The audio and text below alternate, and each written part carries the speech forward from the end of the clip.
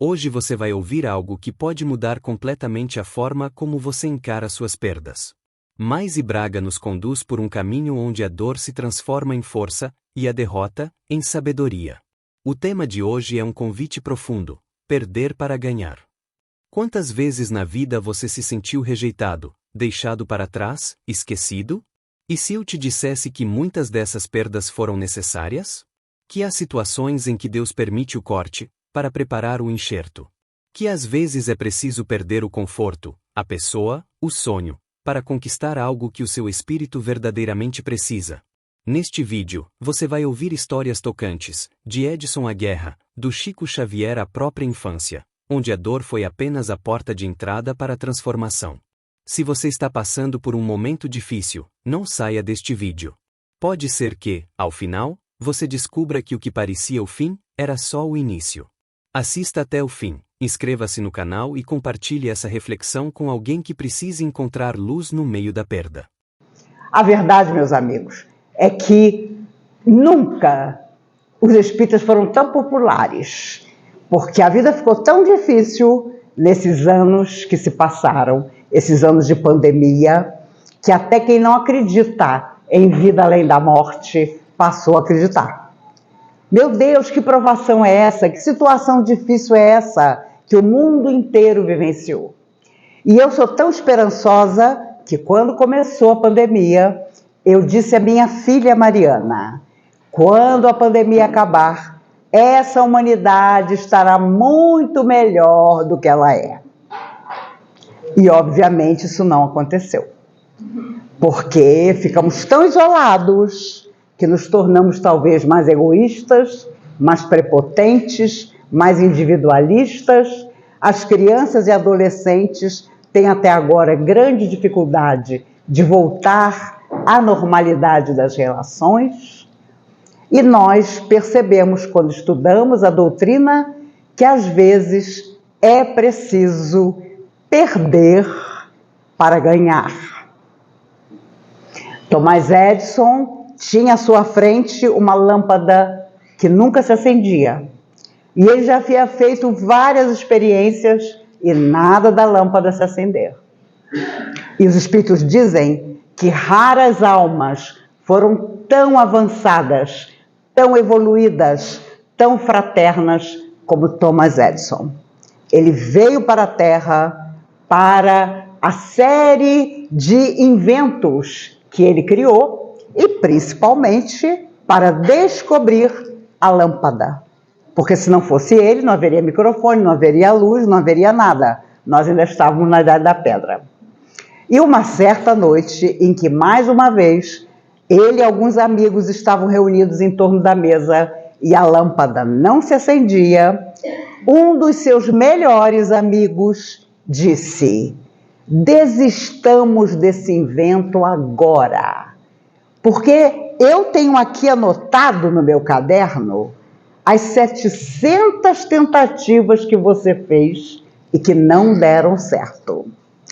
Eu tenho certeza que nenhum de vocês teve amigo como eu já tive, aquele próximo que te desanima, aquele irmão, aquele que você diz: ai, se eu precisar um dia, fulano não me faltará.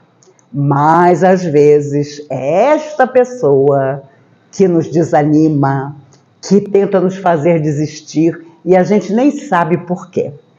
Pois esse amigo de Thomas Edison disse: desista agora, porque é sinal de que nós temos que viver à luz de vela para sempre, já que essa lâmpada nunca se acende. Naquela noite, Thomas Edison estava no limite das suas forças, exausto. Mas ele ergueu-se e disse ao amigo: agora é que eu não vou desistir. Sabe por quê? Porque você já anotou para mim as 700 coisas que não dão certo. E 2 noites depois, a lâmpada se acendeu pela primeira vez e mudou a face do mundo. Já imaginaram se ele tivesse desistido? Já imaginaram se outro não tivesse tentado? nós estaríamos até hoje à luz de velas. Por isso, às vezes, perder por um momento, porque ele perdeu, aparentemente, a discussão com o amigo, fez com que ele ganhasse mais 2 dias necessários a que a lâmpada se acendesse. Imaginemos nós se Jesus, vindo à Terra, percebendo muito bem a humanidade que existia naquela época, tivesse desanimado. Nenhum de nós estaria aqui nessa noite feliz a pensar em nós mesmos, mergulhar no nosso coração e pensar com seriedade numa vida mais positiva ainda que nos aguarda. Porque quando a doutrina espírita, essa doutrina libertadora da imortalidade da alma, surge em nossa vida, não importa em que idade nós estejamos, é sempre um convite para que vejamos tudo à nossa volta de forma diferente e totalmente iluminada. Jesus nunca prendeu ninguém que ele houvesse curado junto a si. Ele não curou as pessoas e disse, agora fica comigo e não sai de perto de mim. Muito ao contrário. Vai e não peques mais. As pessoas queriam segui-lo. E ele dizia, não, volta à tua família, mostra-te à tua família, fala da coisa boa que te aconteceu e segue. Eu acho que no fundo é isso que ele diz a cada um de nós, depois que nós superamos as nossas dificuldades. E é claro, André Luiz dizia através do Chico, depois de um problema resolvido, aguarde outros.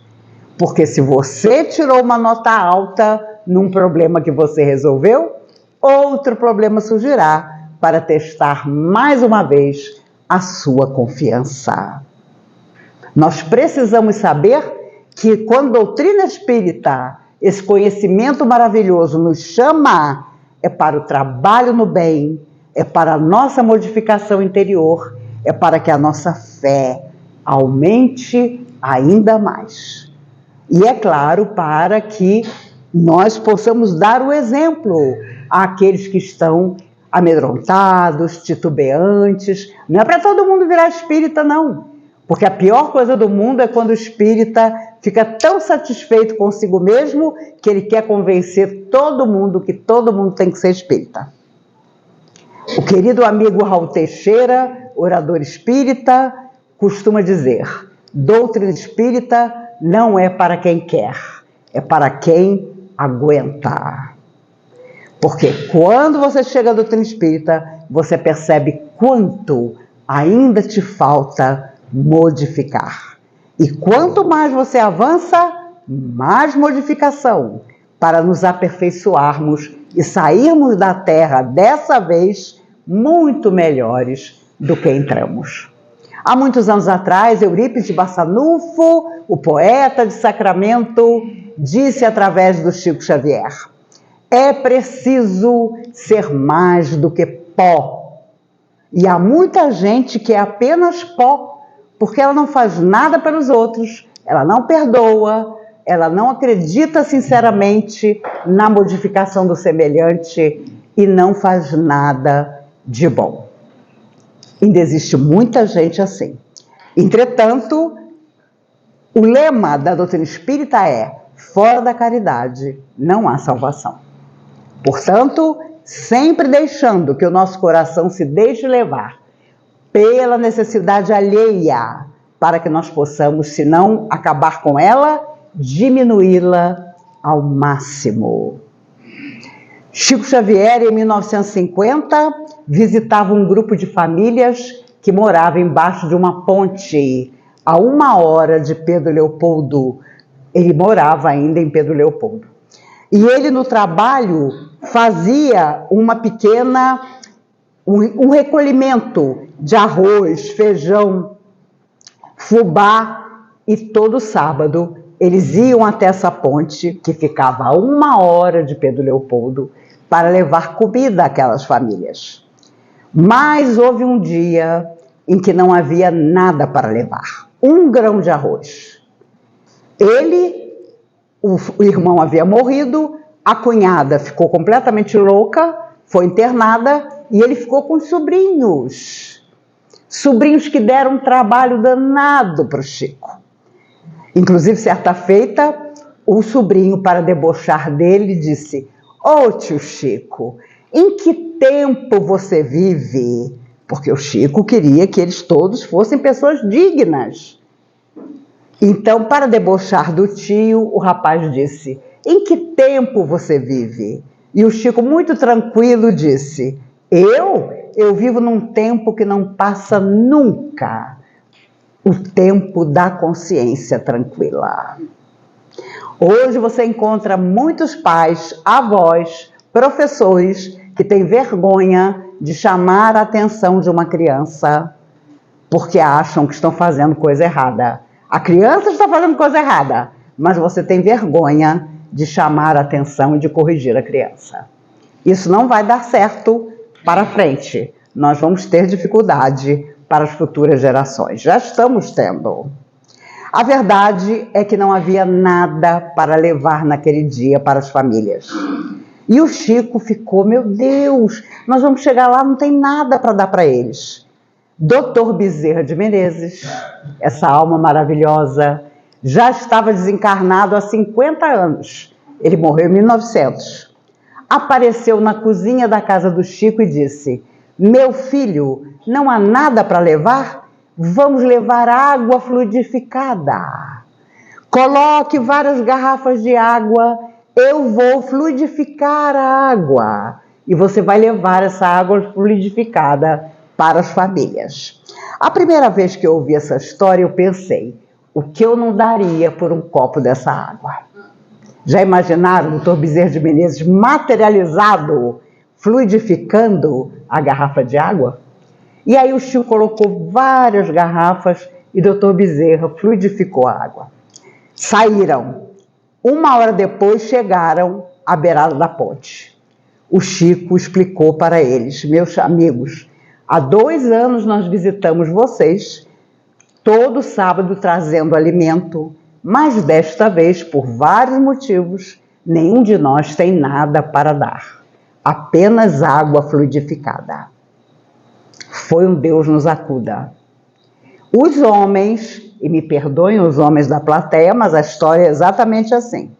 Os homens começaram a dizer: Chico Xavier, você é um cara de pau. Como é que você traz durante 2 anos comida para nós e agora você vem aqui e diz que não tem nada para nos dar? Uma senhora, que também morava embaixo da ponte, levantou-se e disse: eu é que me surpreendo. Há 2 anos eles nos ajudam e só porque hoje eles não têm nada para nos dar, nós vamos massacrar todos eles? E no meio dessa discussão, em cima da ponte, para um caminhão enorme. E o motorista do caminhão grita lá de cima: quem é Francisco Cândido Xavier aí embaixo? E o Chico contava que ele pensou: meu Deus, a polícia me achou. Porque era proibido morar embaixo daquela ponte. Mas as famílias moravam, não tinham onde ficar. E aí o Chico, muito com medo, disse: sou eu. O senhor podia subir aqui? E o Chico subiu. Gente, vocês se recordam do Chico. Bonito ele não era. Parecia uma pessoa insignificante. Quando ele subiu na ponte e se apresentou ao motorista, o motorista olhou bem para ele e falou: o senhor é que é Francisco Cândido Xavier? Sou eu mesmo. Bom, não importa. O senhor se lembra de um senhor fazendeiro, empresário, lá de Goiânia, que veio procurar pelo senhor, trazendo o filho quase maluco para que o senhor orientasse? E o Chico disse: me perdoe, meu amigo, é muita gente que me procura, eu não vou lembrar agora do caso. Bom, não importa. Ele é o empresário mais rico da nossa cidade e mandou esse caminhão aqui para o senhor. Quando o Chico abriu o caminhão, Era comida para Pedro Leopoldo inteira. E ainda ia sobrar. O Chico abriu a porta, pediu que as pessoas subissem a ponte e foi uma felicidade total. Mas o Chico, desconfiado, perguntou ao motorista: como é que o senhor me achou aqui, debaixo dessa ponte, a 1 hora de Pedro Leopoldo? E o motorista respondeu: isso foi fácil. Tinha um homem na sua casa. E o Chico já sentiu um frio. Meu Deus, entrou ladrão. Entrou ladrão! Que homem era esse que estava na minha casa? E o motorista: não, na verdade ele estava no seu jardim. E quando eu estacionei o caminhão, eu perguntei: o senhor é que é o Chico Xavier? E ele disse: não, meu filho, eu não sou o Chico Xavier, não. Bom, o senhor sabe onde o Chico está? Eu quero encontrá-lo. O senhor sabe onde eu posso encontrá-lo? E o moço falou: eu sei, meu filho, eu vou te apontar o caminho e você vai encontrar o Chico. O Chico já suava frio. Meu Deus, os meus sobrinhos viajaram, a casa está vazia, essa altura o ladrão já levou o pouco que eu tenho. O senhor perguntou o nome dele? Disse o motorista. Isso eu perguntei. E o senhor, já que o senhor não é Chico Xavier, como é seu nome? Meu filho, eu sou Adolfo Bezerra de Menezes. Dr. Bezerra de Menezes, 50 anos depois de morrer para a terra, materializou-se no jardim do Chico para apontar aquele caminhão, o caminho. E se algo eu podia desejar a todos nós, é que nós façamos tantas coisas boas que os espíritos amigos saibam apontar a nossa alma para aquele que precisa. Apontar o nosso coração para aquele que está solitário, que esqueceu de si mesmo e que não consegue mais se encontrar. Porque foi exatamente isso que Jesus ensinou aos discípulos. Eis que vos mando como cordeiros em meio a lobos.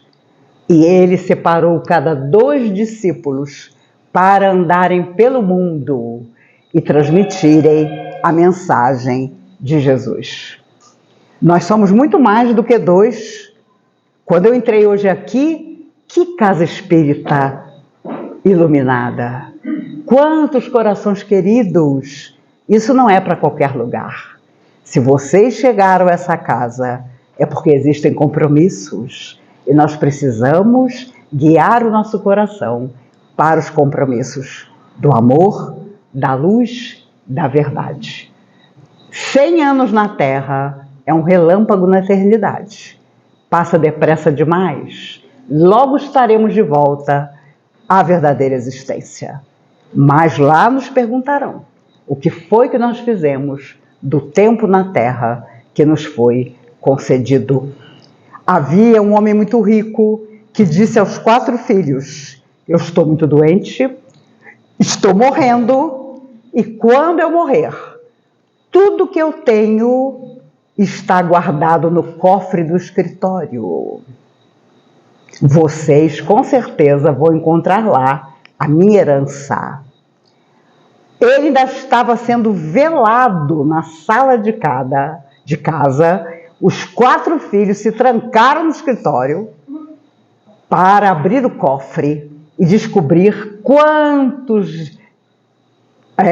moedas, quanto ouro, quantas fazendas haviam sido deixadas.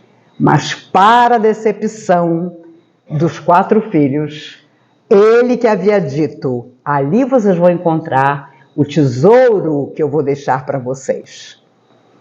Quando abriram o cofre, havia o Evangelho segundo o Espiritismo aberto e lá estava: honrai o vosso pai e a vossa mãe, para teres vida longa na terra. E havia um bilhete: meus filhos, eu lhes deixo o meu maior tesouro. As palavras de Jesus no comentário do Evangelho segundo o Espiritismo. Tudo mais, as fazendas, o dinheiro, as poupanças, eu doei para as obras de caridade. Vocês imaginam o que não foi para esses 4 filhos perceberem que o que o pai queria ter deixado e deixou para eles eram as palavras inesquecíveis do Cristo, para que eles fossem pessoas honradas e de bem. E é claro, hoje o que você mais escuta é a pessoa dizendo: durante a pandemia, eu descobri que minha família não gosta de mim. Eu descobri que meu filho ou meu neto não eram tão inteligentes assim. E existe isso mesmo. Foi um tal de descobrir que o casamento não existia mais, que as pessoas não se gostavam mais. E acreditem, a minha filha é psicóloga clínica e ela comentou comigo que havia idosos ricos que sustentavam toda a casa, mas se escondiam no banheiro para, através do computador, fazer terapia, porque a família não admitia que o idoso buscasse ajuda durante o tempo de solidão que o Covid trouxe para todos nós. Coisas terríveis aconteceram dentro da casa das pessoas e agora é que as pessoas estão tentando recompor as próprias vidas. Mas porque todos nos esquecemos de que quando o mundo inteiro passou pela mesma luta, pelo mesmo medo, até que surgissem as vacinas, nós precisávamos entender que tínhamos que somar esforços para que ninguém mais sofresse no abandono, nas dificuldades materiais que nós poderíamos solucionar para elas. Mesmo assim, o mundo inteiro ainda sofre com a indiferença que é pior do que amar ou odiar. Uma guerra entre 2 países ainda acontece, ameaçando outros países. E, é claro, quando nós pensamos em termos de Brasil, todo mundo diz: o Brasil é a pátria do Evangelho. Ainda não somos, não. Nós temos que provar pelas nossas atitudes que seremos o país acolhedor, que vai sempre receber quem precisa da melhor maneira. Se nós não conseguirmos ter tolerância com pessoas que são nossos familiares, que são da nossa família, que são nossos amores, desde que nós nascemos na Terra mais uma vez, como será se o mundo vier para cá precisando do nosso auxílio? Vamos passar por muitos ensinamentos até conseguir.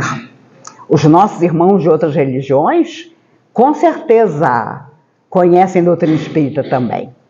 Certa feita, o Chico Xavier estava num avião e um cardeal do Vaticano levantou-se da sua poltrona, aproximou-se dele e disse: "O senhor não é o Francisco Cândido Xavier?" E o Chico disse: "Sou, sim." E ele disse: "O senhor podia autografar esse livro para mim? Eu sou italiano, sou cardeal do Vaticano e adoro esse livro." Era Paulo Estevão, essa obra maravilhosa psicografada por Emmanuel. E o cardeal ainda disse ao Chico: "Lá no Vaticano, todos nós lemos Paulo Estevão, porque a Igreja Católica quase não sabe nada sobre a vida de Estevão. E esse livro conta o que se passou com ele." E o Chico ficou emocionado ao ver um homem que tinha um estudo impressionante, e o Chico só tinha metade da 3ª série, mas ali estava o livro psicografado por ele e o cardeal pedindo o autógrafo do Chico.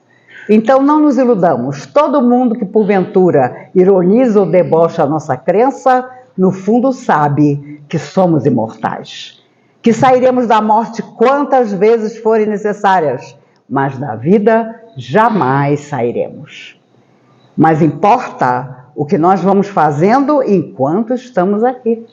E o mais importante, também temos que pensar em ser felizes, fazendo os outros felizes, mas ser felizes, porque também vão nos perguntar: você foi feliz?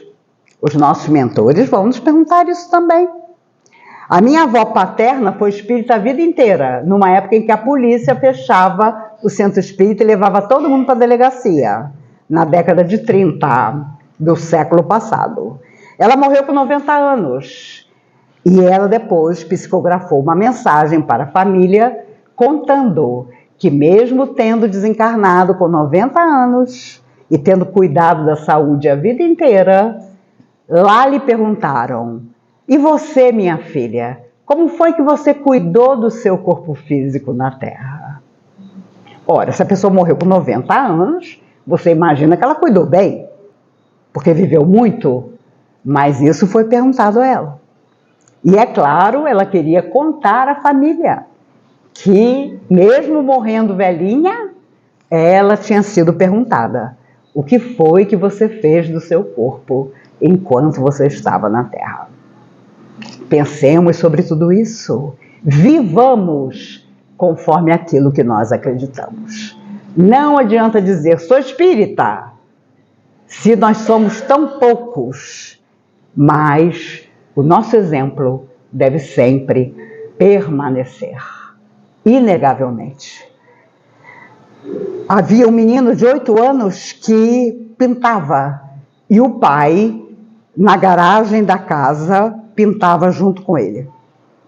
O pai, e eu tenho certeza que todos nós tivemos pais maravilhosos, mas o pai desse menino não era um pai maravilhoso.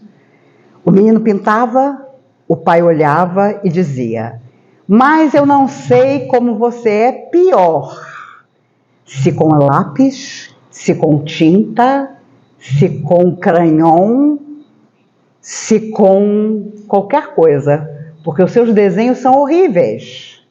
O menino de 8 anos ficava arrasado, porque nessa idade, sejamos meninos ou meninas, queremos a aprovação dos nossos pais.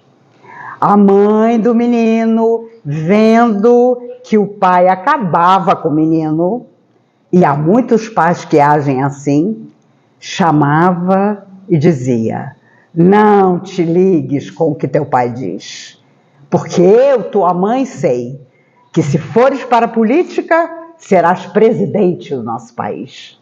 Se fores para a ciência, serás um grande médico. Qualquer profissão que você venha a ter, eu sei que você será maravilhoso. E muitos anos depois, na porta de casa, o menino, agora idoso, na frente dos repórteres, dizia: eu quis apenas pintar a vida inteira e me tornei Pablo Picasso. Picasso, o maior pintor do século XX, era um menino de 8 anos, humilhado pelo pai. A mãe deu-lhe tal autoestima que quando alguma das mulheres dele ia embora, ele saía correndo atrás dela e dizia: mas você vai me deixar? Ninguém deixa Picasso. A autoestima dele ficou tão grande que ele achava que mulher nenhuma podia deixar de amá-lo. Então eu fico imaginando até hoje o que terá sido feito desse pai, porque ele, vendo o filho desenhar com 8 anos, ele percebeu que ele era horroroso e o filho de 8 anos já tinha um talento que nunca ia abandoná-lo. Então não importa que o outro, mesmo que seja alguém que nós amemos, nos diga que nós não somos capazes. Porque às vezes, para resgatar débitos do passado, nós precisamos perder para ganhar, para aprender. Sonhos não se realizam, frustrações acontecem, não somos amados como queríamos ser amados, mas seguimos em frente. Um amigo meu me ligou desesperado, porque a filha de 4 anos estava vendo televisão com ele e, de repente, era um filme de amor entre pais e filhos, e o meu amigo disse para ela: você está vendo? Papai te ama sim. Papai te ama, como o filme está mostrando. E ela olhou bem para ele com 4 anos e disse: pai, você me ama do jeito que você quer me amar e não do jeito que eu quero ser amada. Ele ficou desesperado. Ele foi para o psicólogo no dia seguinte, porque a filha só tinha 4 anos e disse a ele: você me ama como você quer me amar e não como eu quero ser amada. Mesmo que nos amem, não do jeito que queremos ser amados, continuemos amando. Quando a Segunda Guerra acabou, a Alemanha estava completamente destruída e havia uma pequena igreja numa pequena aldeia que tinha sido completamente arrasada por bombas americanas. E para conquistar de novo a população daquela aldeia, os soldados americanos resolveram reconstruir a igreja. Mandaram vir arquitetos do mundo inteiro para refazer a pequenina igreja. Havia um Cristo de madeira bem no meio da igreja. A bomba tinha caído exatamente ali. O Cristo estava em pedaços, mas foi reconstituído pedaço a pedaço. Mas havia um problema no dia de reinaugurar a igreja. As mãos do Cristo tinham ficado tão estilhaçadas que não puderam ser coladas novamente. E aí o drama: como chamar a pequena cidade para rezar uma missa de agradecimento pela reconstrução da igreja e colocar ali no altar um Cristo sem as mãos. Aquela imagem lembraria o que havia acontecido. E um jovem soldado americano, que havia perdido as 2 pernas na guerra, entrou na igreja e, iluminado, disse ao coronel: coronel, eu tenho uma frase para colocar em cima desse Cristo. E toda vez que alguém entrar aqui, vai ler a frase e entender a mensagem. E até hoje, se você for a essa pequena cidade alemã, lá está a igreja de pé, o Cristo no altar, sem as mãos, e a frase que o soldado sugeriu: as únicas mãos que eu tenho são as vossas. As únicas mãos que eu tenho são as vossas. Por isso, meus amigos, sem desânimo, sem desistência, sem amargura, vamos talvez perder em alguns momentos para ganhar muito em sabedoria, em bondade, em saber servir o nosso semelhante. Agora chegamos ao momento mais profundo desta jornada. Mais e nos conduz com suavidade, mas com firmeza, para uma verdade inegável. As únicas mãos que Jesus tem são as nossas. Essa frase, escrita em uma igreja destruída pela guerra, é também um chamado direto para você. Não importa o que tiraram de você. Não importa o que partiu, o que foi negado, o que terminou. O que importa é o que você vai fazer com isso agora. Você pode transformar dor em serviço, frustração em fé, perda em aprendizado. Porque no fundo, nada nos é tirado, tudo nos é ensinado. E talvez o maior ganho da sua vida não venha de uma conquista, mas da coragem de se reerguer. Então, se alguma palavra dessa palestra tocou seu coração, não guarde isso só para você. Compartilhe essa mensagem com alguém que esteja perdendo e precisa saber que ainda pode ganhar. Deixe aqui nos comentários o que essa mensagem despertou em você? E se ainda não está inscrito, junte-se a nós, cada vídeo é uma ponte para o seu despertar. Que Jesus te abençoe e que a sua perda seja só o caminho para o verdadeiro encontro com você mesmo.